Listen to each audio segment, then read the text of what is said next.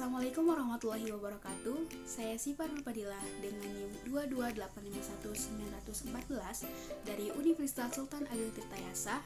Tujuannya dibuat video ini adalah untuk memenuhi tugas UTS keterampilan dasar konseling dengan dosen pengampu Ibu Raulda Zalimah Dalimunte MPD. Ini saya akan memaparkan tentang keterampilan dasar konseling mengenai 4 keterampilan.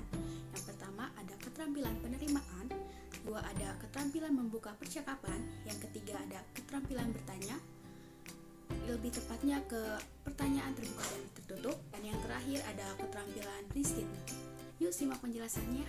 Sikap dan keterampilan merupakan dua aspek terpenting dalam kepribadian konselor. Sikap itu tidak tampak nyata, tidak dapat terlihat wujudnya secara langsung. Namun sebaliknya, keterampilan dapat terlihat tampak wujudnya dalam perbuatan.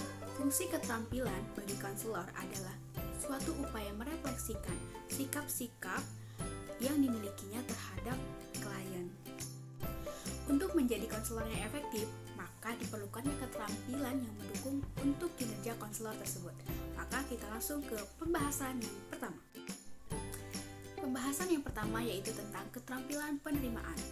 Keterampilan penerimaan adalah teknik yang digunakan konselor untuk menunjukkan minat dan pemahamannya terhadap hal-hal yang dikemukakan oleh klien.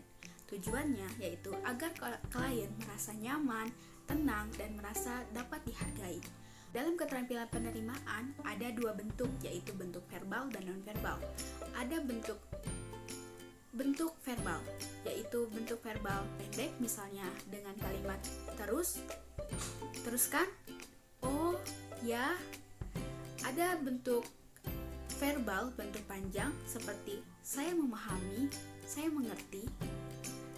Yang kedua yaitu ada non-verbal seperti anggukan kepala, posisi duduk yang tegak, perubahan mimik wajah, serta memelihara kontak mata.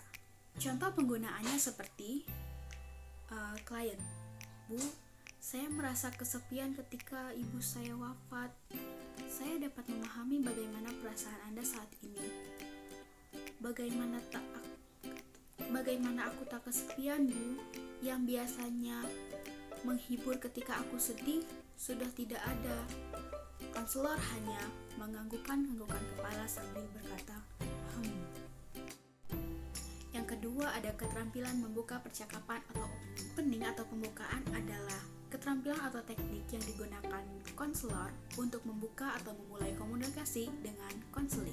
Tujuannya untuk mempererat hubungan antara konselor dengan konseling dan dapat menciptakan rasa nyaman pada konseling sehingga ia percaya bahwa konselor dapat membantu dan menangani masalahnya tersebut.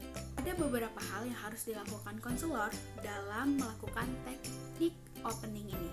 Yang pertama ada penyambutan. Penyambutan secara verbal dapat dilakukan konselor dengan menjawab salam, menyebut nama klien, mempersilahkan duduk, dan lain-lain. Ada penyambutan dengan non-verbal seperti mengiring konseli ke tempat duduk, menjabat tangan konseli, dan lain-lain. Yang kedua adalah pembicaraan topik netral. Dalam pembicaraan topik netral ini adalah pembicaraan yang sifatnya umum dan tidak menyinggung perasaan klien. Bahan dari topik netral ini bisa jadi tentang hobi klien, kejadian-kejadian yang hangat di lingkungan klien, atau gambar-gambar yang ada di ruangan konseling. Yang ketiga ada pemindahan topik netral ke pemulaan konseling. Caranya seperti menggunakan kalimat jembatan. Misalnya, setelah kita membicarakan tentang hobi kamu, adakah sesuatu yang ingin kamu ceritakan? Langsung saja kita ke contoh penggunaannya. Seperti konseling, Assalamualaikum Ibu. Waalaikumsalam. Elsa, silahkan duduk.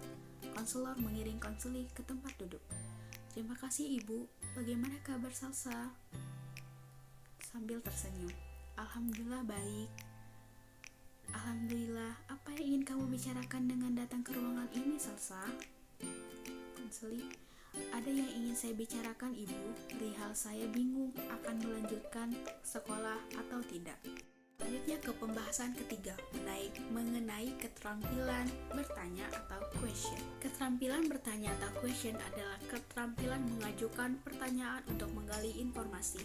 Dipertegas oleh Samuali 1998 bahwa keterampilan bertanya diperlukan dalam rangka mengumpulkan informasi, menggali dan menyimpulkan informasi dalam kepentingan tertentu yang biasanya sudah direncanakan. Untuk menguasai keterampilan bertanya tersebut, maka perlu memahami esensi dari pertanyaan-pertanyaan melalui latihan membuat pertanyaan, baik dalam bentuk lisan maupun dalam bentuk tulisan.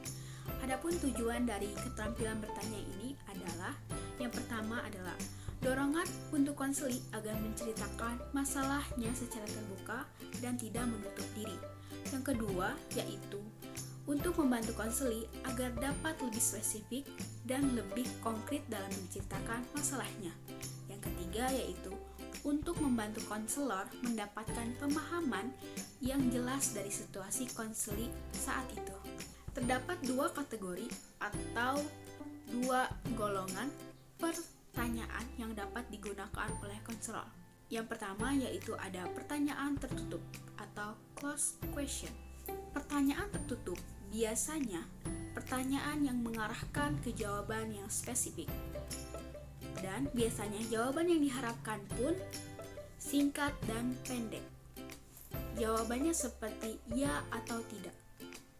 Misalnya seperti ini. Apakah pulpen ini milikmu? Maka seseorang tersebut dapat menjawab dengan ya atau tidak. Selama proses konseling berlangsung, konselor bisa memberikan pertanyaan tertutup berulang kali sebatas kebutuhan yang konselor butuhkan. Hanya saja, setelah konseli memberikan jawabannya, sebisa mungkin konseli didorong untuk memberikan jawaban lebih lanjut. Dan yang kedua ada pertanyaan terbuka atau open question. Pertanyaan terbuka atau open question adalah pertanyaan yang sangat berbeda dengan pertanyaan tertutup. Pertanyaan ini memberikan konseli suatu ruang yang luas untuk menggali apa saja yang ada dalam diri konseli. Maka konselor akan mendorong konseli untuk lebih bebas dalam menjawab pertanyaan. Sebagai contoh, bagaimana bisa pulpen ini milikmu? Maka konseli mempunyai kebebasan dalam menjawab pertanyaan tersebut. Ada tahapan dan prosedur dalam penggunaan keterampilan bertanya. Yang pertama ada tunjukkan keantusiasan dan kehangatan. Untuk mengekspresikan pertanyaan atau mengulang kembali pertanyaan, konselor tidak boleh memojokkan siswa atau konseli tersebut. Dengan sikap hangat yang di konselor, maka konseling terkesan tidak tegang. Yang kedua ada berikan waktu konseli untuk berpikir. Dalam proses tanya jawab konselor dengan konseli, berilah waktu atau kesempatan konseli untuk berpikir. Yang ketiga adalah hindari pertanyaan yang ganda. Misalnya mengharapkan beberapa jawaban dalam sekaligus. Contoh penggunaannya. Pertanyaan tertutup. Apakah Elisa marah? Iya. Contoh pertanyaan terbuka. Mengapa Elisa marah? Karena kau tadi meninggalkan aku sewaktu aku ingin berangkat sekolah denganmu. Keterampilan yang keempat yaitu keterampilan restatement. Restatement atau pengulangan kembali adalah teknik yang digunakan konselor untuk mengulang atau menyatakan kembali pernyataan klien. Bisa sebagian atau seluruhnya yang menurut konseli itu penting. Tujuannya yaitu untuk menemukan inti dari masalah yang dikemukakan konselor dan memudahkan konseli mencari solusi pemecahan masalah yang sedang dihadapi konseli tersebut.